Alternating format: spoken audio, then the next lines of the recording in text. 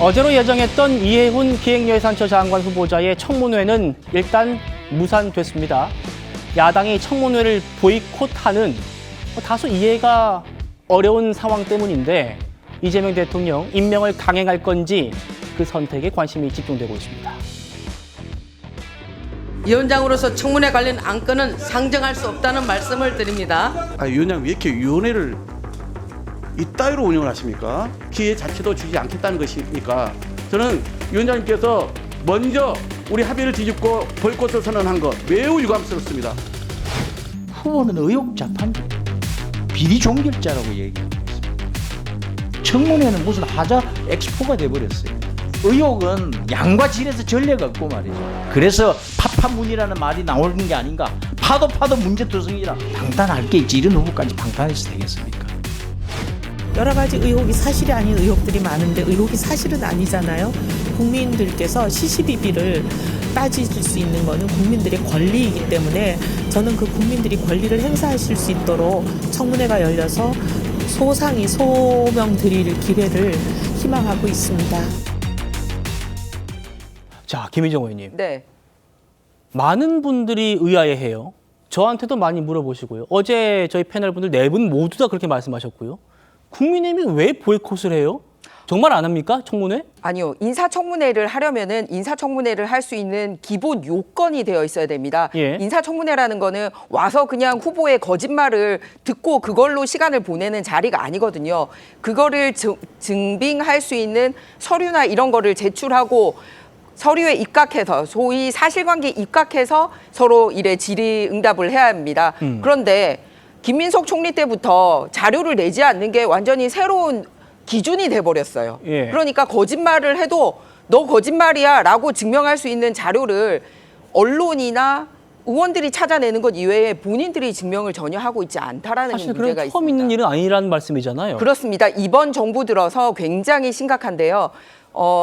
김민석 총리 같은 경우는 답변을 내긴 냈어요. 그런데 그 답변을 낸 게 25% 냈다라고 얘기를 하지만 아니요, 15% 냈습니다만 답변 자료가 이런 거예요. 26.7%라고 나오는데 네. 김민석 총리가 26.7이고 네네. 이해훈 후보자는 15%. 뭐라고 답이 왔냐면요. 남아있는 서류 없음. 개인정보 동의 안 돼서 서류 제출 못함. 국회가 함께 의결해서 요청하기 바람. 이런 것도 답변을 한 걸로 카운팅을 한 거예요. 저런 식으로 다 개인정보로서 제출이 어려운 점이라고 답을 보낸 것도 제출한 걸로 카운팅을 한다라는 거죠. 실제로는 한 건도 안 왔다라고 보시면 됩니다.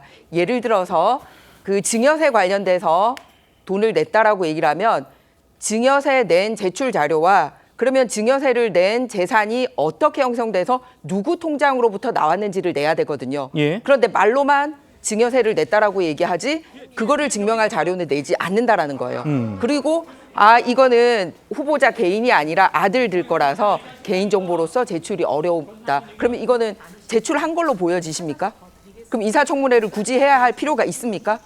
언론이 검증하는 것 이외에 국회가 할 수 있는 일이 뭐가 있죠?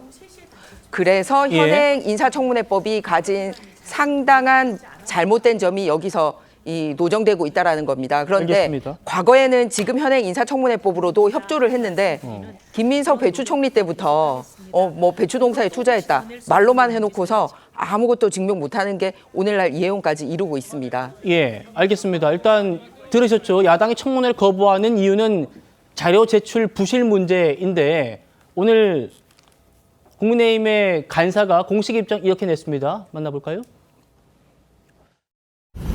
자료 미제출 이유로 야당에서 인사청문회 계속 못 연다는 입장 취하고 있는데 어떻게 생각하실까요? 국민의힘이 얘기하는 15%는 사실이 아니고요. 저 후보자가 제출하는 거는 75%, 그다음 우리 기획예산처가 제출하는 거는 100%. 이미 시한 안에 다 제출이 완료된 상태입니다. 이 후보자는 야당에서 이미 낸 자료를 또 달라고 한다는 등 조롱성 발언까지 서슴지 않았습니다. 국민의힘에서 요구하고 있는 그 핵심 자료들이 몇 개 있는데 드린 자료들을 또 달라 그러시는데 저희가 드린 자료 다시 또 보도해 드리고 있습니다. 이미 제출한 자료를 또 달라 그러시는 부분도 많습니다. 이미 낸 자료라는 게 이런 겁니다. 후보자가 정보 제공에 동의하지 않아서 못 내겠다는 겁니다. 이게 제출한 자료입니까? 이게 청문회를 앞둔 국무위원 후보자가 국회를 향해서 할 얘기입니까? 자, 이해훈 후보자는 75%를 냈다라고 하고 국민의힘은 15%밖에 안 되고 그마저도 제출 곤란합니다. 개인정보입니다. 제공이 어렵습니다. 라는 내용들 이것마저 제출하는 걸로 카운팅을 했더라. 어떻게 청문회를 하라는 거냐. 지금 이 얘기가 왔거든요. 차 교수님 어떻게 보이세요? 뭐 야당 입장에서는 그러니까 부실하게 일종의 자료를 낸 상황에서 인사청문을 어떻게 하느냐. 그리고 지금 그러니까 후보자가 이 지금 인사청문회에 나름대로 응하는 자세 자체가 정말 국민을 무시하고 진짜 국회를 정말 기만하는 그런 모습이라고 저는 비판할 수 있다고 봐요. 예. 그렇지만 이번 이해훈 후보자를 둘러싼 여러 의혹들이 있지 않습니까? 그 의혹들은 사실은 언론이 단독으로 거의 파헤친 경우가 거의 없습니다. 사실은 뭐 지금 이해훈 후보자가 지명되자마자 그 다음 날 바로 어떤 이야기가 나왔죠?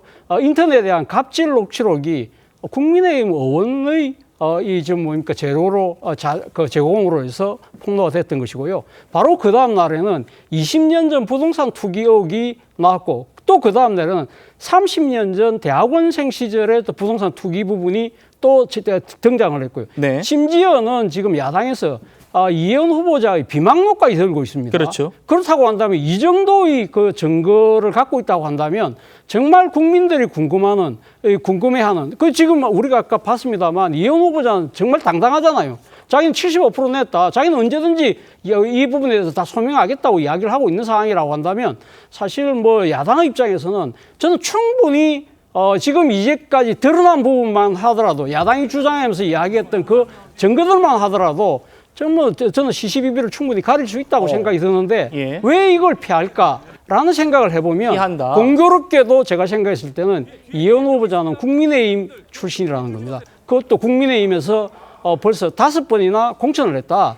자, 그런 상황이라고 한다면 국민의힘 의원들 입장에서는 자신들의 정파에 머무르고 있을 때 그 구린내가 등청할 때는 아무런 조치를 취하지 않고 있다가 이제 와서 이걸 갖다가 자기들 입으로 지금 까발려야 되는 말 그대로 진짜 이 보수의 천박한 민낯을 스스로 까발려야 되는 부분에 대한 일종의 뭐랄까요 자격지심 이런 게 작동하고 있는 거 아니냐는 국민적 의혹이 있을 수밖에 없는 것이거든요. 그렇기 때문에 저는 이해훈 후보자의 자격이 저는 없다고 봅니다만 그러나 본인이 지금 여러 가지 의혹에 대해서 소명하겠다는데 정말 국민들이 듣고 판단할 수 있는 기회는 저는 야당이 제공할 필요가 있다는 생각이 듭니다. 예.